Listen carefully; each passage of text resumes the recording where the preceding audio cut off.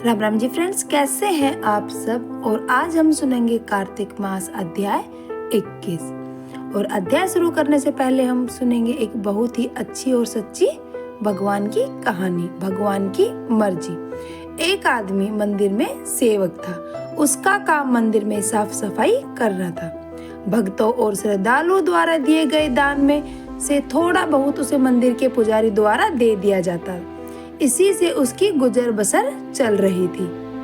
वह अपनी जिंदगी से बहुत परेशान और दुखी था। मंदिर में काम करते करते वह दिन भर अपनी जिंदगी को लेकर भगवान से शिकायतें करता रहता। एक दिन शिकायत करते हुए वह भगवान से बोला, भगवान जी, आपकी जिंदगी कितनी आसान है। आपको बस एक जगह आराम से खड़े रहना होता है। मुझे देखिए कितनी कठिन जिंदगी है। मैं दिन भर कड़ी मेहनत करता हूँ, तब कहीं जाकर 2 समय की रोटी मुझे नसीब में हो पाती है। काश मेरी जिंदगी भी आपकी तरह होती। उसकी यह बात सुनकर भगवान बोले, तुम जैसा सोच रहे हो वैसा नहीं है। मेरी जगह रहना बिल्कुल आसान नहीं है। मुझे बहुत सारी चीजें देखनी पड़ती है, बहुत सी व्यवस्थाएं करनी पड़ती है। ये हर किसी के बस की बात नहीं है। भगवान जी, कैसी बात कर रहे हैं आप? आपका काम बहुत ही आसान है। आपकी तरह तो मैं दिन भर खड़े रह सकता हूँ। इसमें कौन सी बड़ी बात है? मंदिर का सेवक बोला, तुम नहीं कर पाओगे। इस काम में बहुत धैर्य की आवश्यकता पड़ती है। भगवान बोले, मैं जरूर कर पाऊंगा। आप मुझे एक दिन अपनी जिंदगी जीने दीजिए। आप जैसा बताएंगे मैं वैसा ही करूंगा। मंदिर का सेवक जिद करने लगा। उसके जिद के आगे भगवान मान गए। बोले, ठीक है, आज पूरा दिन तुम मेरी जगह जियो। मैं तुम्हारी जगह जिंदगी जीता हूँ, लेकिन मेरी जिंदगी जीने के लिए तुम्हें कुछ शर्तें माननी होंगी। मैं हर शर्त मानने को तैयार हूँ भगवान जी, सेवक बोला। भगवान बोले, ठीक है, तो ध्यान से सुनो। मंदिर में दिन भर बहुत से लोग आएंगे और तुमसे बहुत कुछ कहेंगे। कुछ अच्छा बोलेंगे तो कुछ बुरा। तुम्हें हर किसी की बात चुपचाप एक जगह मूर्ति की तरह खड़े रहकर धैर्य के साथ सुननी है और उन पर कोई प्रतिक्रिया नहीं देनी है। सेवक मान गया। भगवान और उस आदमी ने अपनी जिंदगी एक दिन के लिए आपस में बदल ली। सेवक भगवान की जगह मूर्ति बनकर खड़ा हो गया। भगवान मंदिर की साफ सफाई का काम निपटा कर वहां से चले गए। कुछ समय बीतने के बाद मंदिर में एक धनी व्यापारी आया। भगवान से प्रार्थना करते हुए वह बोला, भगवान जी, मैं एक नई फैक्ट्री डाल रहा हूँ। मुझे आशीर्वाद दीजिए कि यह फैक्ट्री अच्छी तरह चले और मैं इससे अच्छा मुनाफा कमाऊं। प्रार्थना करने के बाद वह प्रणाम करने के लिए नीचे झुका तो उसका बटुआ गिर गया। जब वह वहां से जाने लगा तो भगवान की जगह खड़े मंदिर के सेवक का मन हुआ कि उसे बता दे कि उसका बटुआ गिर गया है, लेकिन शर्त अनुसार उसे चुप रहना था। इसलिए वह कुछ नहीं बोला और खामोश खड़ा रहा।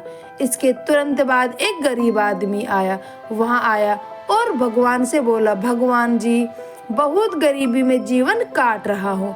परिवार का पेट पालना है, माँ की दवाई की व्यवस्था करनी है। समझ नहीं आ रहा कि इतना सब कैसे करूँ। आज देखो, मेरे पास बस 1 रुपया है। इससे मैं क्या कर पाऊंगा? आप ही कुछ चमत्कार करो और मेरे लिए धन की व्यवस्था कर दो। प्रार्थना करने के बाद जैसे ही वह जाने को हुआ, उसे नीचे गिरा व्यापारी का बटुआ दिखाई दिया। उसने बटुआ उठा लिया और भगवान को धन्यवाद देते हुए बोला, भगवान जी, आप धन्य हैं। आपने मेरी प्रार्थना इतनी जल्दी सुन ली। इन पैसों से मेरा परिवार कुछ दिन भोजन कर सकता है। माँ की दवाई की भी व्यवस्था हो जाएगी। भगवान को धन्यवाद देकर वह वहां से जाने लगा। तब भगवान बने मंदिर के सेवक का मन हुआ कि उसे बता दे कि वह बटुआ तो व्यापारी का है, उसे मैंने नहीं दिया है। वह जो कर रहा है वह चोरी है, लेकिन वह चुप रहने के लिए विवश था, इसलिए मन मारकर चुपचाप खड़ा रहा। मंदिर में आने वाला तीसरा व्यक्ति एक नाविक था। वह 15 दिन के लिए समुद्री यात्रा पर जा रहा था। भगवान से उसने प्रार्थना की कि उसकी यात्रा सुरक्षित रहे और वह सकुशल वापस आ सके। वह प्रार्थना कर ही रहा था कि धनी व्यापारी वहां आ गया। वह अपने साथ पुलिस भी लेकर आया था। नाविक को देखकर वह पुलिस से बोला, मेरे बाद ये मंदिर में आया है, जरूर इसने ही मेरा बटुआ चुराया होगा, आप इसे गिरफ्तार कर लीजिए। पुलिस नाविक को पकड़कर ले जाने लगी। भगवान बने आदमी को अपने सामने होता हुआ ये अन्याय सहन नहीं हुआ। शर्त अनुसार उसे चुप रहना था, लेकिन उसे लगा कि अब बहुत गलत हो चुका है। यदि अब मैं चुप रहा तो एक निर्दोष आदमी को व्यर्थ ही सजा भुगतनी पड़ेगी। उसने अपनी चुप्पी तोड़ते हुए कहा, आप गलत व्यक्ति को पकड़ कर ले जा रहे हैं। ये बटुआ इस नाविक ने नहीं, बल्कि इसके पहले आए गरीब व्यक्ति ने चुराया है। मैं भगवान हूँ और मैंने सब देखा है। पुलिस भगवान की बात कैसे नहीं मानती। उनकी बात मानकर उन्होंने नाविक को छोड़ दिया और उस गरीब आदमी को पकड़ लिया जिसने बटुआ लिया था। शाम को जब भगवान वापस आए तो मंदिर के सेवक ने उन्हें पूरे दिन का वृतांत सुनाते हुए उन्हें गर्व के साथ बताया कि आज मैंने एक व्यक्ति के साथ अन्याय होने से रोका है। देखिए, आपकी जिंदगी जीकर आज मैंने कितना अच्छा काम किया है। उसकी बात सुनकर भगवान बोले, ये तुमने क्या किया? मैंने तुमसे कहा था कि चुपचाप मूर्ति बनकर खड़े रहना, लेकिन वैसा न कर तुमने मेरी पूरी योजना पर पानी फेर दिया। उस धनी व्यापारी ने बुरे कर्म करके इतना धन कमाया है। यदि उसमें से कुछ पैसे गरीब आदमी को मिल जाते तो उसका भला हो जाता और व्यापारी के पाप भी कुछ कम हो जाते। जिस नाविक को तुमने समुद्र यात्रा पर भेज दिया है, अब वह जीवित वापस नहीं आ पाएगा। समुद्र में बहुत बड़ा तूफान आने वाला है। यदि वह कुछ दिन जेल में रहता तो कम से कम बच जाता। सेवक को यह सुनकर एहसास हुआ कि वह तो बस यही देख पा रहा था जो आंखों के सामने हो रहा था। उन सब के पीछे की वास्तविकता को वह देख ही नहीं पा रहा था, जबकि भगवान जीवन के हर पहलू पर विचार कर अपनी योजना बनाते हैं और लोगों के जीवन को चलाते हैं। कहानी से सीख, हम सब भी भगवान की योजनाओं को समझ नहीं पाते। जब हमारे साथ कुछ गलत हो रहा होता है या हमारे हिसाब से कुछ नहीं हो रहा होता है तो अपना धैर्य खोकर हम भगवान को दोष देने लगते हैं। हम ये समझ नहीं पाते कि इन सब के पीछे भगवान की कोई न कोई योजना छुपी हुई होती है। ऐसे समय में हमें भगवान पर विश्वास रखकर धैर्य धारण करने की आवश्यकता है। इसलिए चिंता न करें। यदि आपकी मर्जी से कुछ नहीं हो रहा तो इसका अर्थ है कि वह भगवान की मर्जी से हो रहा है, और भले ही देर से सही भगवान की मर्जी से सब अच्छा ही होता है। राधे राधे। जय श्री कृष्ण। अब सुनिए आज का अध्याय। इससे पहले के अध्याय में श्री सूत जी महाराज ऋषि मुनियों को पिशाच और पिशाचनी की कथा सुना रहे थे। आगे की कथा सुनाते हुए सूत जी कहने लगे कि हे ऋषियों, इस प्रकार वह राक्षस और पिशाचनी दोनों घूमते फिरते नर्मदा नदी के तट पर एक वट वृक्ष के नीचे आकर ठहर गए। उस वट वृक्ष पर एक गुरु निंदक ब्रह्म राक्षस रहा करता था। उन दोनों को देखकर वह ब्रह्म राक्षस कहने लगा कि अरे, तुम लोग कौन हो और किस पाप के कारण इस दशा को प्राप्त हुए हो? तब राक्षस रूपधारी राजा ने अपना और पिशाचनी का संपूर्ण वृत्तांत सुनाकर कहा कि अब आप भी अपना वृत्तांत सुनाइए। ब्रह्म राक्षस ने अपना वृत्तांत सुनाते हुए कहा कि हे मित्र, बहुत समय पहले मैं मगध देश में प्रवीण सोमदत्त नाम वाला एक ब्राह्मण था।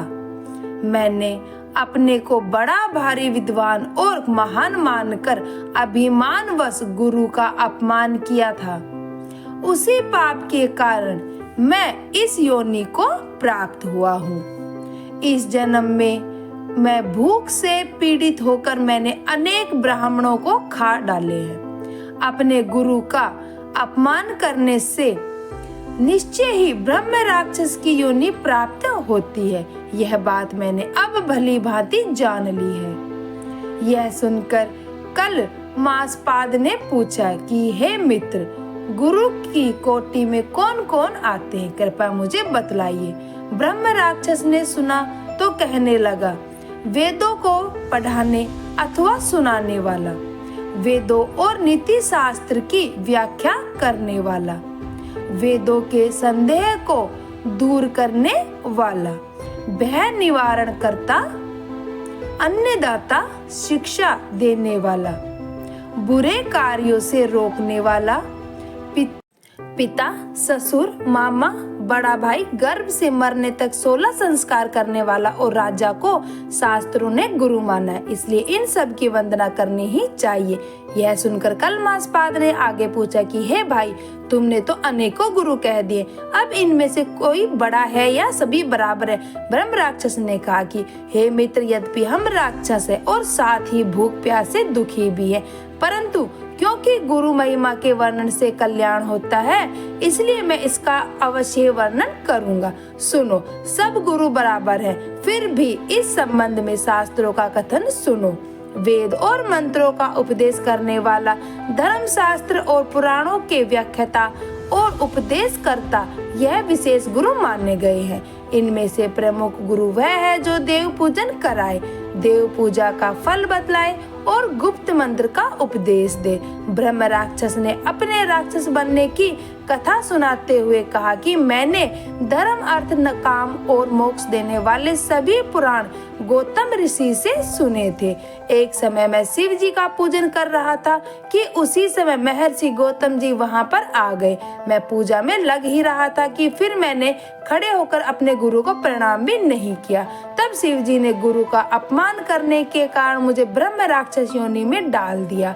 यह कथा सुनाते हुए श्री सूत जी ने कहा कि हे ऋषियों, इस प्रकार गुरु की महिमा का वर्णन करने और सुनने से उन तीनों के ही पाप नष्ट हो गए।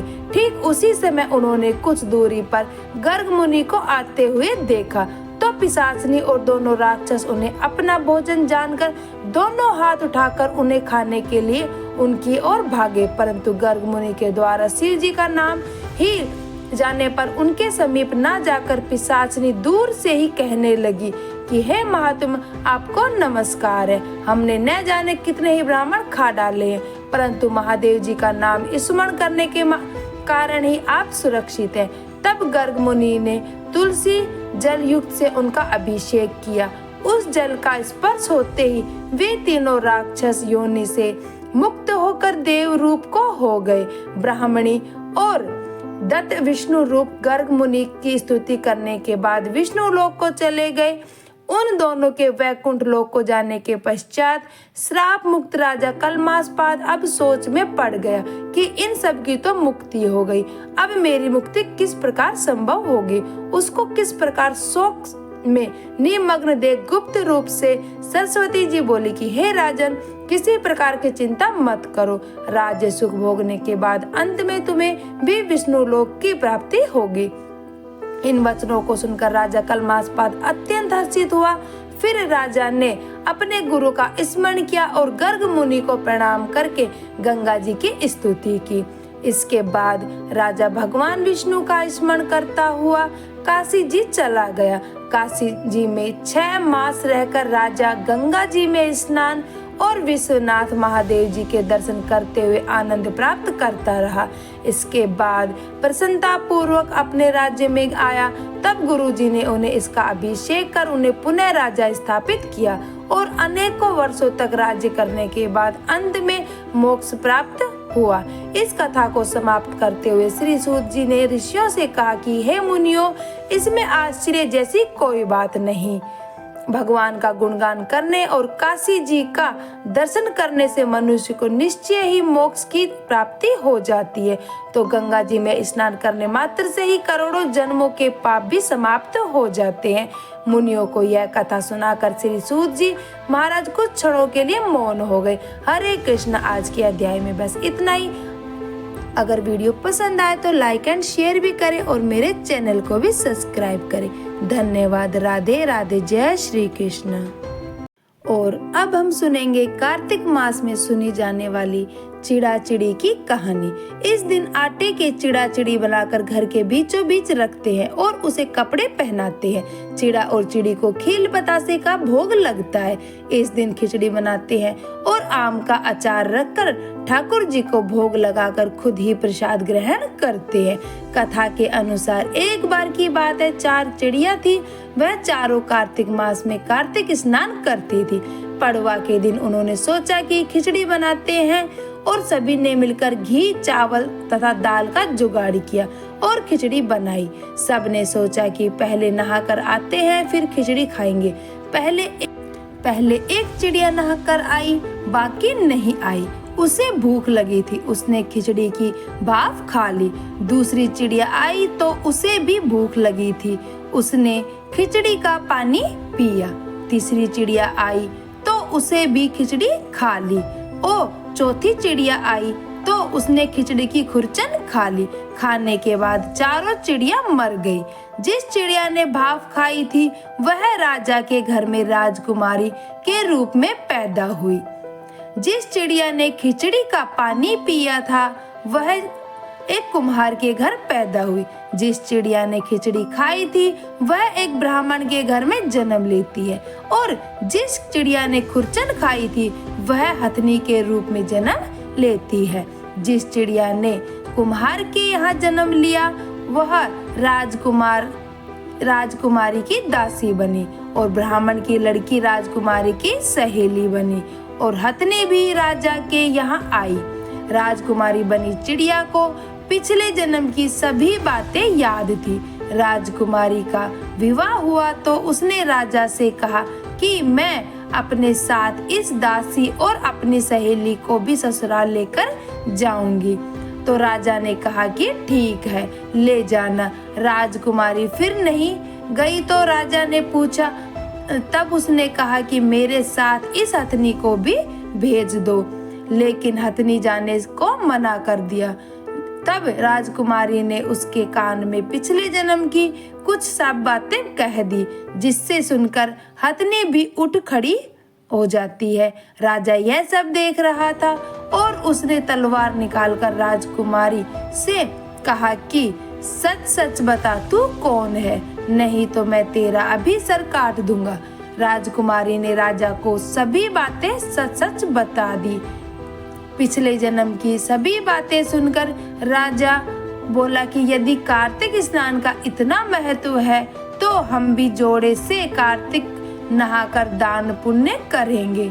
बोलिए कार्तिक मास की जय। दोस्तों, यह चिड़ा चिड़ी की कहानी आपको कैसी लगी? अगर आपको पसंद आए तो कमेंट्स बॉक्स में लिखकर जरूर बताना।